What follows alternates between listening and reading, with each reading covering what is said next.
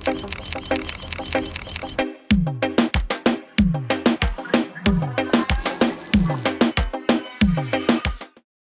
Jamaica Labour Party's Fayval Williams was declared the winner of the St. Andrew Eastern constituency seat, beating the People's National Party's incumbent, Andre Hilton, by just over 150 votes in the last general election. Based on the results, Williams amassed 7,140 votes to Hilton's 6,983 votes. Hilton won the seat back in 2011 by 254 votes against then JLP candidate Dr. Sophia Longmore Drupinski. The seat, since it was formed in 1944, has been held by the JLP 5 times and the PNP 6 times during the period 1944 to 1955 and 1976 to present, when it regained its name as St. Andrew Eastern. Welcome to Women in Politics. I am Kadeen Miss Kitty Hilton, and today in our program we will sit with the first female member of Parliament for St. Andrew Eastern, Fayval Williams. She's a government minister, a mother and a wife. Come join us.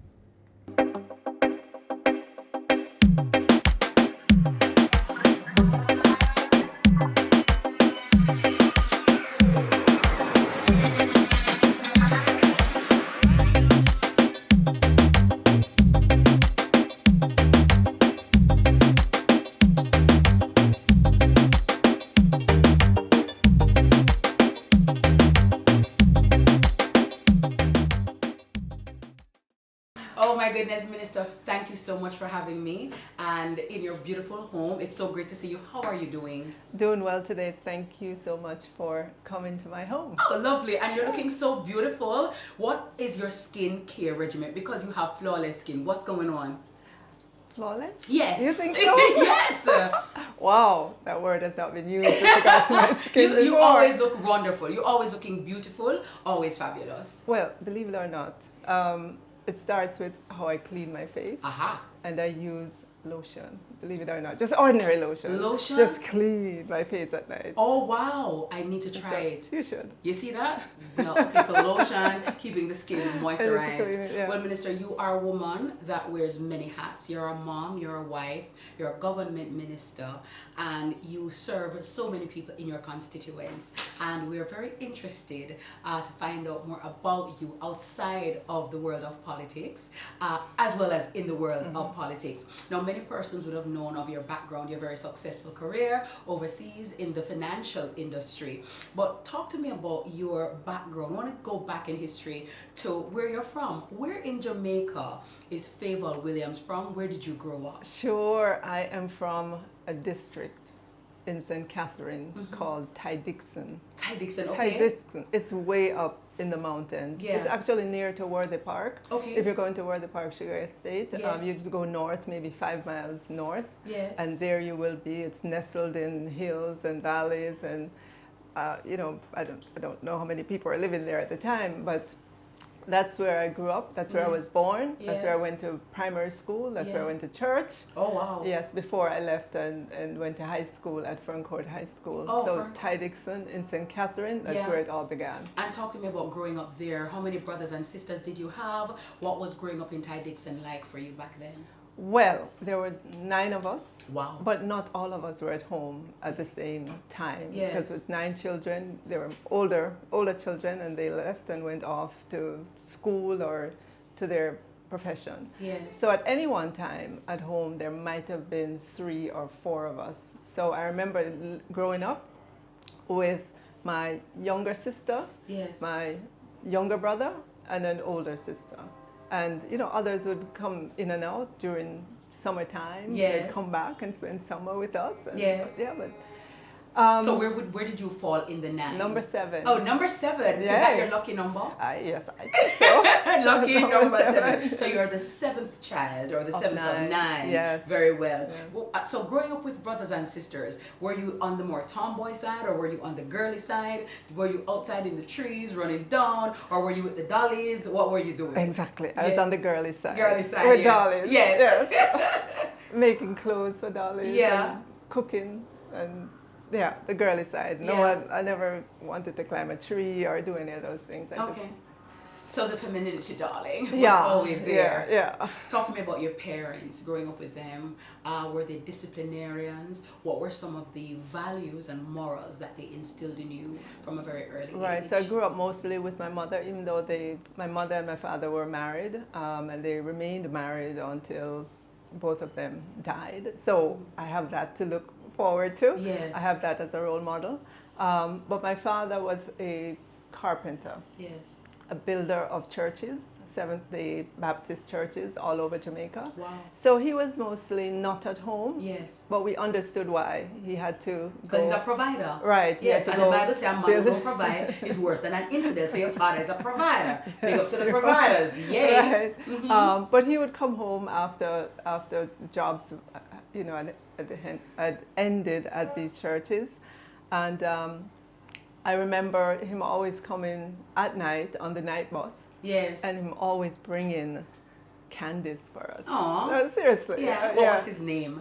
James Johnston. Mr. James Johnston. And your mommy's name? Myrtle Johnston. Myrtle Johnston. No, she was the disciplinarian. Mm-hmm. Tell me about Miss Myrtle.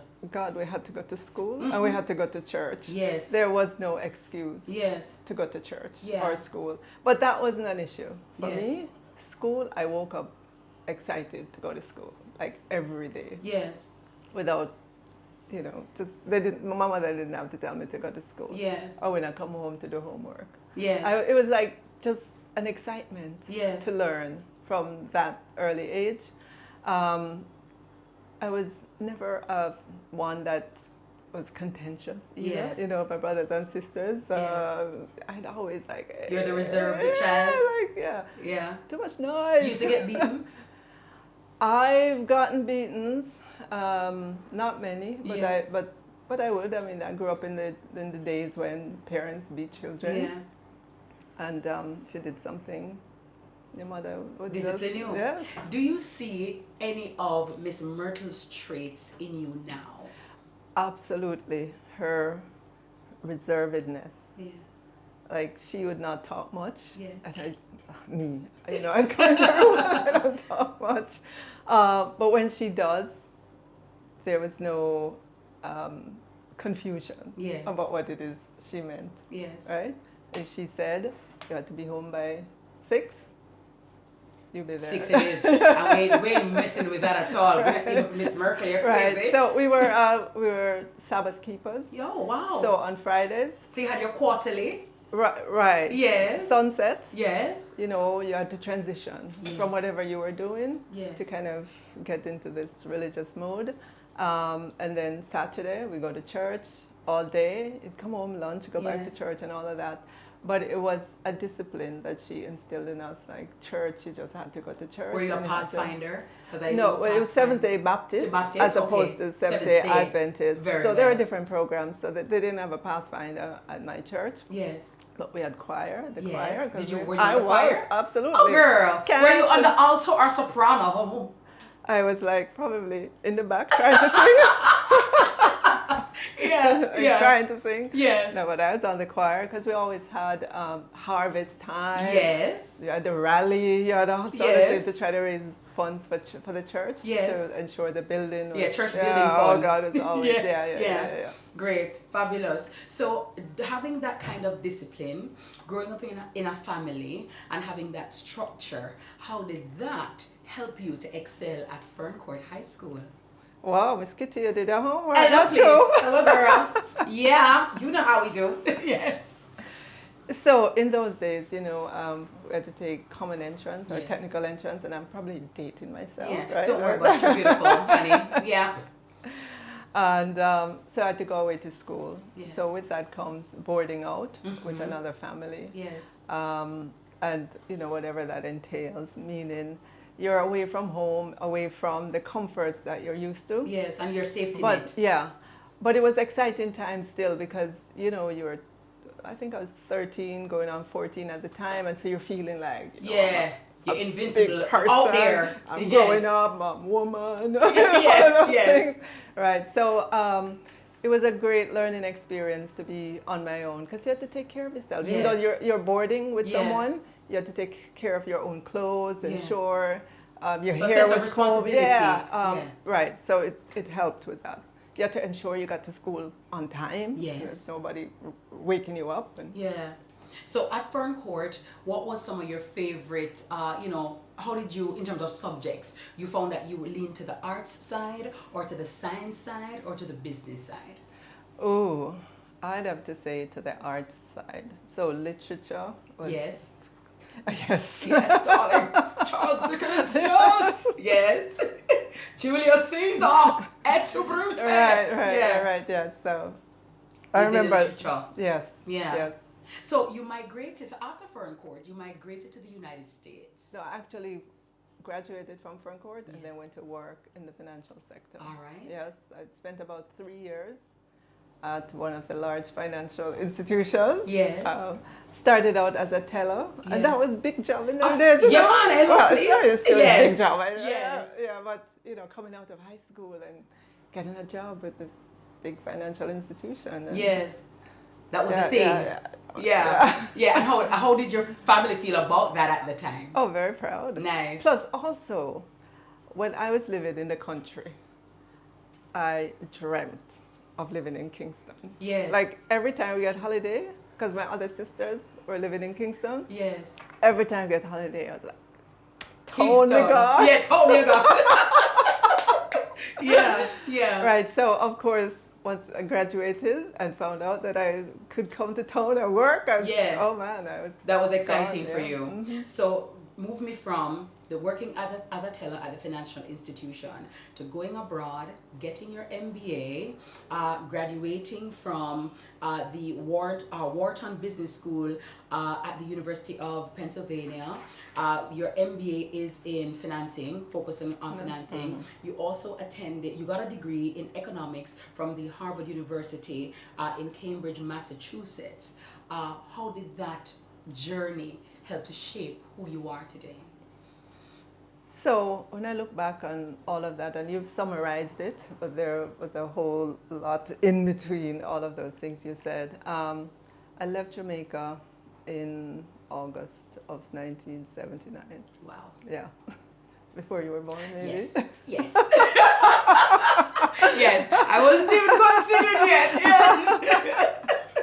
Yes. If you remember back in the history of Jamaica, those were turbulent years, politically, economically. I remember going to the store and not being able to buy anything because it wasn't there on the shelf. Yeah. I remember the IMF program of the day and how restrictive it was. I remember having to buy things that they marry. Yeah, all of that. And as a young lady living in Kingston, in an apartment, and I also took my younger sister with me to care for her and ensure that she was able to get further education as well. So living on a salary at the time, it was hard. Yes. It was hard to do so. So when the opportunity came to go away, because by then some of my older brothers and sisters had migrated. Yes. So when that opportunity came, you took it. I took it. Yes. Went to Massachusetts because that's where they were living. Yes. Boston. I know. Yes. Not quite in Boston City, yeah. but yeah, Boston, in that vicinity part of area. the world. Yes. And just recognizing that if I were to go beyond working at a McDonald's, and I'm not putting down a McDonald's, that's the job that I got to when I went there, I needed to get education. Yeah. And that started the journey. It started out with going to night school. Wow. Yes. Working full time and then going to night school. Yeah. And then progressing from there to going to full-time college. Excelling. First of all, I went to a community college in Massachusetts. Excelled, and I remember the guidance counselor called me in her office one day, and she said, "Were you thinking about going to a 4-year college?" And I had no idea. And she goes, "I think you should apply to Harvard. Yeah. Oh, really? She goes, yes, your grades are that good. You're, wow, wow. And Minister, as you're touching on that, there are many people who will watch this interview who are overseas and even here in Jamaica and all across the world. Women who, they have their families, they're working, they're thinking about going back to school, but they're kind of afraid and they don't know if they can manage. Having walked that road, what would be your word of encouragement to them in terms of their own self-actualization and fulfilling their dreams and their potential? Well, let me say, when I went to Harvard, I was way older than students who go to Harvard. Meaning, you'd probably enter Harvard when you're 18 years old. I was 25. Yes. That means I'd graduate maybe when I was 27 because I did 2 years there. And you know what I said to myself? I'd rather be 27 with a degree than 27 without one. So whatever age you are, just say to yourself, I would rather be, if it's going to take you 4 years, I'd rather be that age with a degree than without. Yeah. I like that because some women, because of the age, you know, society sometimes dictates or says that when you can't achieve that or that's not for you or that time has passed. And so many people sit on their potential, sit on their dreams because they're listening to the noise of what other people They're will limiting themselves instead of going out and just grabbing a hold of what it is that they want to do. Obviously, you have to order your life in order to be able to do that. But never at whatever age you are, never think you're too old to get more education, more whatever it is that you want. I love that, love that. So you're doing very well. So you graduated and you got, you know, you had a stellar financial career in the United States and then you came back to Jamaica. Wow, by that time, I met my husband. Hey! Big up, Fuzzy. I gotta tell you, yes. Yes, I met him in business school. Oh, wow. Yes. At the University of Pennsylvania. Okay. Yes. What's his name? Leo Williams. Okay, hi, Mr. Williams. How are you? and you have been in school working hard because you've always been focused. So when did you find time for love? You know, it's in doing extracurricular activities. Excusez-moi, yes. I think there was a Caribbean club, or maybe I think it was a Caribbean club we had, and so that's where all the so people he's Jamaican. He's Jamaican. Okay, very well, very well. Yes. So we met and you dated. Yes. He was a year ahead of me. Yes. So what did you fall in love with? What attracted you to Mr. Williams? You know. He wrote me a note. Yes.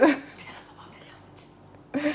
What? I forget. I had to ask him about some homework that I had. Yes. And I can't exactly remember the sequence, but I remember we used to have like equivalent of post box at the school where the teachers would put, you know, whatever they're handing out into those boxes. So I remember this day I went to my box to retrieve my things and there was this note that says, oh, I'd love to help you with your homework. No, if Mr. Williams go to one more time, no sir. I saw when man want woman, I take something better home. But not like if I have a buzz. Yes. So you saw the note and that just wooed you. Right. But I met him, I mean, I knew him before. Yes. But somehow, he just figured the best way to get to you was to write me this note. Yes. I'd love to help you with your homework. Yes. And anything else you need help with. Beautiful. Yeah. So that relationship blossomed and it went on to dating and then marriage. Yes. When did you get married? Tell me your exact date. Or before we even get to the wedding date, how did he propose to you? Oh, actually it was here in Jamaica. Okay, tell me about it. We had come just on a vacation. Yes. And I remember being at his aunt's home.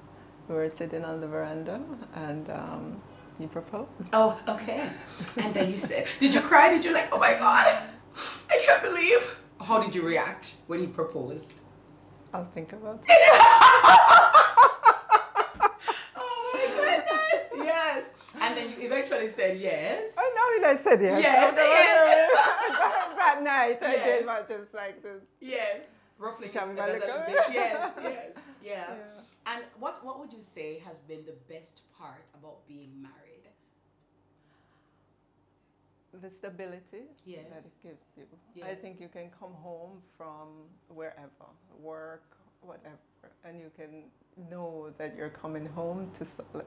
Yes. Yes. Yes. To someone who won't necessarily judge you. Yes. I'm not saying it's perfect. You're coming home but to your yeah, safe space. Yeah. Yeah. Yeah. Yeah. Yeah. And so the exact wedding date was when? Oh, jeez. Yes. Minister, you have to remember the wedding date, the anniversaries. We're going to ask Mr. Williams. But it's all right. She has a lot on her plate if she doesn't remember that. August 19. August 19, that is right. Lovely. Right. My mom is born in August, so that's a good month. Lovely. And how long have you been married? Oh, wow.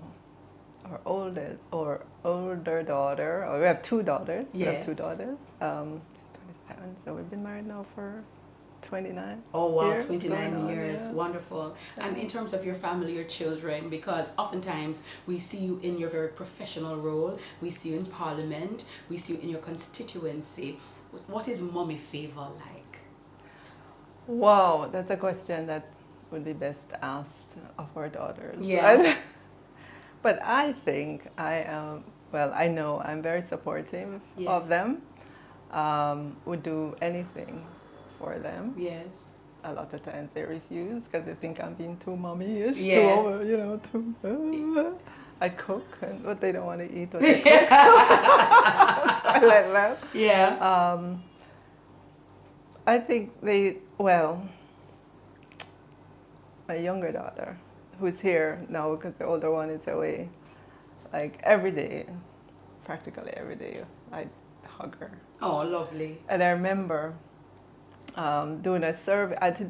There was a survey that I needed to do, and of her, right? And one of the questions was, how often does your parents hug you? Right? And she was like, every day. I just didn't think she noticed. Yeah. And it was, yeah. Yeah. And how important is that, Minister? Because some parents, believe in disciplinarian, and that is good, but then I believe that it has to be balanced with some love, affection, reassurance, and compassion. How important is that for just the development of our children today? Extremely important, because our children look to us as parents, as role models.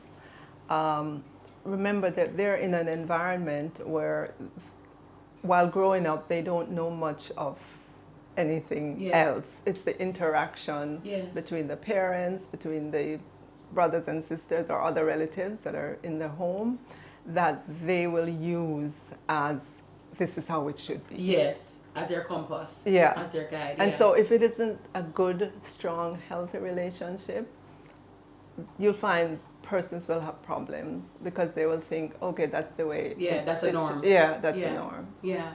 So after getting married, coming back to Jamaica, did you have on your radar any intention to get into representational politics, let alone being the first female member of Parliament for St. Andrew Eastern? How did that happen? All that come together? Wow. Well, the decision to come back to Jamaica was really my husband's. Yes. He had a relationship with a company here, and had an agreement to come back and begin a subsidiary of the company. And I was in Boston with 2 children and a high-flying job. It's like, Jamaica? But eventually, we came to an agreement. Yes. And I took leave from my job to be here in Jamaica. It was going to be temporary. And I thought I'd come to Jamaica and just kick back. Yeah. Yes. Yes. Everything Irie. I know. No problem, man. Yes. Yeah, every weekend I'd be someplace else on the island. Yes. To enjoy it, but that was not to be. Yes. I guess my business side just comes out every Yes. time. And before you know it, I was working for another financial institution here in Jamaica. And a temporary job led to a permanent job. Yes. And the rest is history. Yes. Yeah. But in terms of the politics, when I say to people, politics has been moving in my soul for a while, they look at me with the look you gave me, like, what does that mean? Yes. Yeah. No, I mean, I can remember as a child going to political rallies. Yes. Not because my parents were political. This was at the time when I'd moved away to go to high school, and the persons I lived with, they were kind of a little bit political, but, you know, and they go to, meaning they were interested in the politics. Yes. And I accompanied them to political rallies. So from that age, it kind of stirred within me. And there are things I remember as a child kind of thinking to myself in terms of the politics. For example, you know, a particular government might be in and they start a program, and then another government comes in and they dismantle. And I'm like, oh, why? Yes. If it works, why wouldn't you consider it? So those were the kinds of questions. But I really became interested in it when I started living in this community where I am, and took on being the president of the association. Yes. And I also met then the MP at the time, MP Bartlett. Yes. St. Aubin Bartlett, and we had a very good relationship. And one day he said to me, "Why don't you, really?" Yes. Oh, no. And since, you know, I started going to meetings and started to become more involved. And when the opportunity came to step forward, I said, why not? Yes. Why not Fable? Why not? Yes. Did I think at the time I would be a minister? No, that was the furthest thing from my mind. Yes. Did you ever think you'd be the MP? So, for example, the night that the results came in and you came out victorious over the incumbent People's National Party, Andre Hilton, what was going through your mind at that time, and how did you feel? Okay, so leading up to that, because I stepped out, I raised my hand early in the game, meaning I indicated that I'd like to run to be the MP maybe a year and a half before any election was called. That's unusual, they tell me. I didn't think it was unusual. I thought, you know, you had to go in there and get to know the place and the people, and it was, you know, it was like 28,000 persons living in the constituency. I felt you just needed that long runway. Yes. But I found out later that's not the case. People generally come in much earlier, you know, to the time for the election. But that gave me enough time to know the lay of the land. Yes. To know what my strengths are, to know what the weak side was of my opponent. Yes. And so I exploited that. Because I come from country. Yes. And because I had a mother who was always sharing, so if we got something, she would make sure she'd call over and say, "Miss Tiny, you know, have some yam." Yes. Yeah, right? Yes. You want a piece of yam? Yes. You know, and people are always coming as well, bringing stuff to our Yes. home. You know, they went to the bush and, you know, they had a banana. So that communal living. Right. Yes. And so it was easy to relate to people. Yes. Across the spectrum. The constituency consists of probably 60% inner city communities. Yes. With different roughness or, you know, just different needs. Whatever. Yes. Different needs and so Yes. about it. But I could relate to persons, right? Because I saw myself in that position. Yes. Meaning the only difference between me and persons in inner city who feel they don't have a chance to get out, the only difference is the opportunity set that my life journey took me to versus theirs. Yes. And what caused that?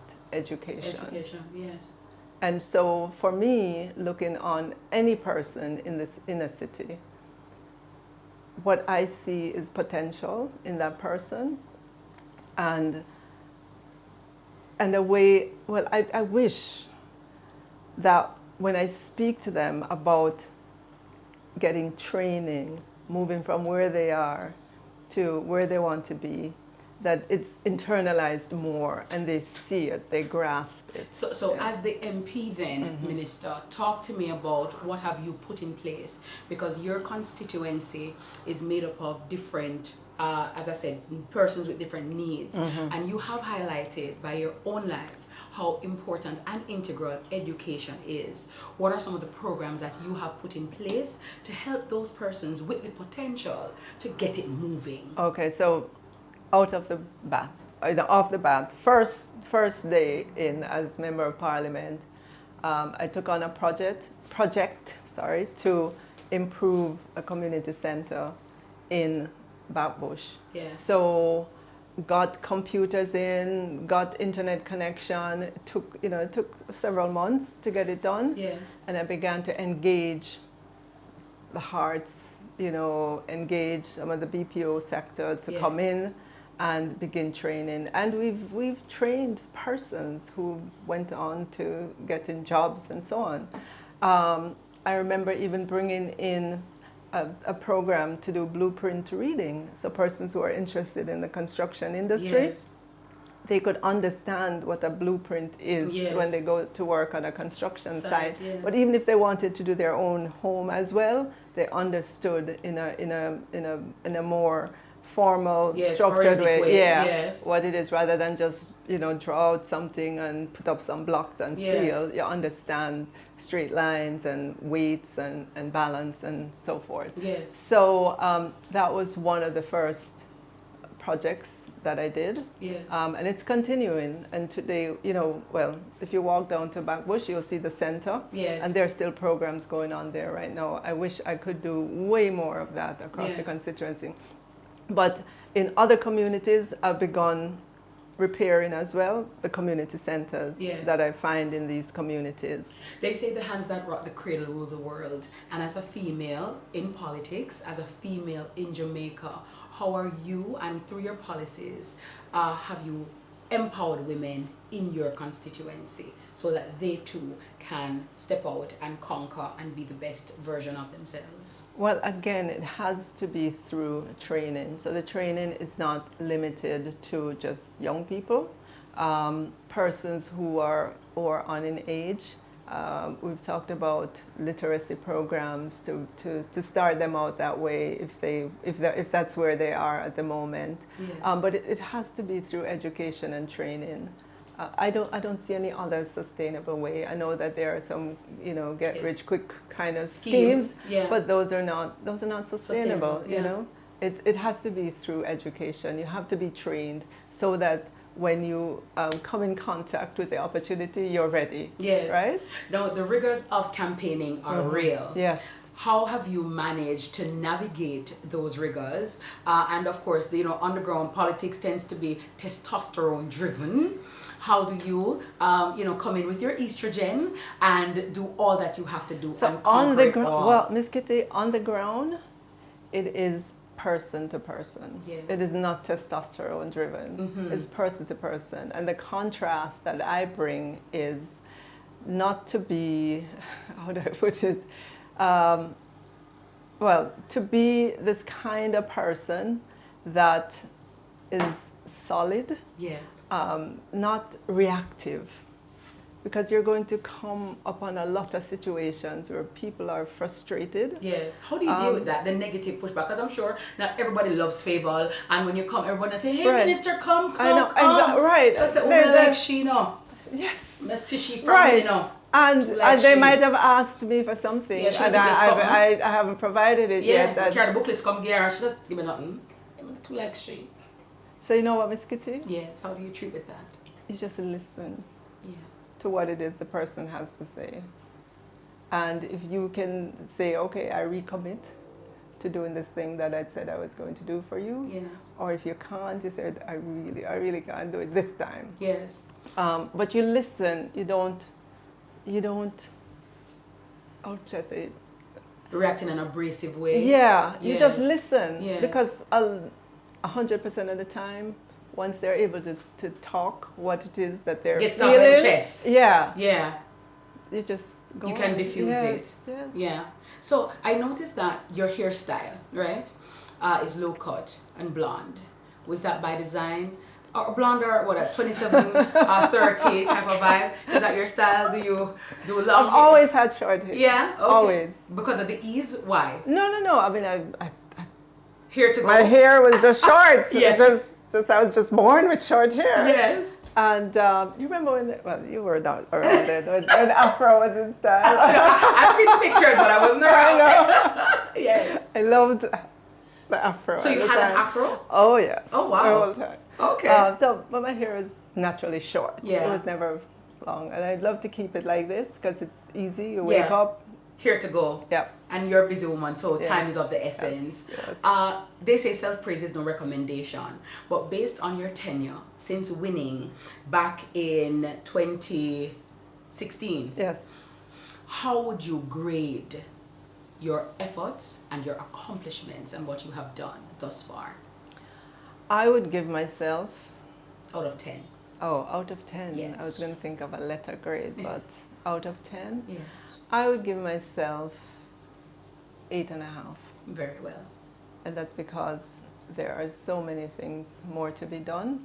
But when I sit and tally what it is that I've been able to do in the 4.5 years that I've been there, I look at it and said, yes, this was worth coming into politics. And persons have said it to me in terms of them knowing, them being there and having gone through different member of parliament. Yeah. They know the scope of work then, and they can They contrast see the growth. it. Right. Yes. And so in every single community, what I ensured was that there was something tangible that I could point to having done. In addition to all the help, that the individual help that you give, I said, I want to have something that I can point to and said, I caused that to happen. Is that a part is that a part of your legacy, your political legacy? Right. Yes. So something that people can look at and say, Yes. Miss Williams Did that. So Yes. it's the community centers. It's bringing computers in for the first time. It's doing roads that were never done in 40 years. Wow. Right. And by the way, may yeah. I ask, Minister, there are two parties in Jamaica. Why did you choose the JLP, or did you choose the Jamaica Labour Party, or did they choose you? Both. Okay. A little bit of both. Because remember I said I got to know St. Aubin Bartlett, Yes, yes. and the relationship developed from there. So it's a little bit of both. It's a bit of both. Yeah, And are you yeah. happy with your choice? Absolutely happy. Absolutely happy. Happy because as a government, I see us as being responsive to Jamaicans. I see us as being hardworking. Yes. When I look around the table at the ministers, every single one of them, in my mind, is putting out the full 100 to do the work to get things done for Jamaica, because we all believe that Jamaica can be better. Yes. Significantly better in our lifetime. And that is the message that we want to get through to Jamaicans, to say, this community that you're born into, guess what? It could be miles ahead of where it is right now. Yes. Right? But we all, as Jamaicans, and I'm going to go back to education, we have to embrace that in a way that, I know, no, seriously, but you know what though? When you look across Jamaica, every single mother that has a child, parent, mother, father, they wake up and they ensure that the child goes to school. Yes, so they know of the importance of education. Yes. And children go to school through high school, but then something happens along the way that causes them to lose interest, to stray, to do other things. So we have a lot of work still to do. What's Fayval's next big thing? We're on the cusp of an election. What is it that you have?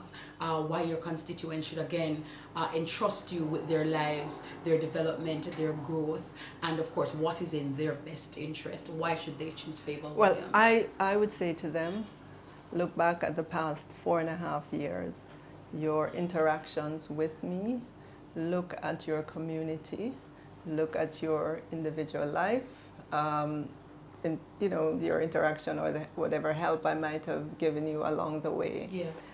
And compare that with what you have known in the past. And if I have excelled, then I should be given the chance to go back to continue the work that I've been doing. So in communities like Hermitage, Yes. I conceptualized and got built, I call it the Hermitage Performing Arts Stage in the park. Oh, wow. And my vision was, on Sundays, kids playing in the park, you could have a little music, Yes. you could have children Doing reciting, skits, yes. doing skits and whatever. That's the vision I had for that community, and they loved it. The park is there, and we'll probably see it when we go there. Excited, yes.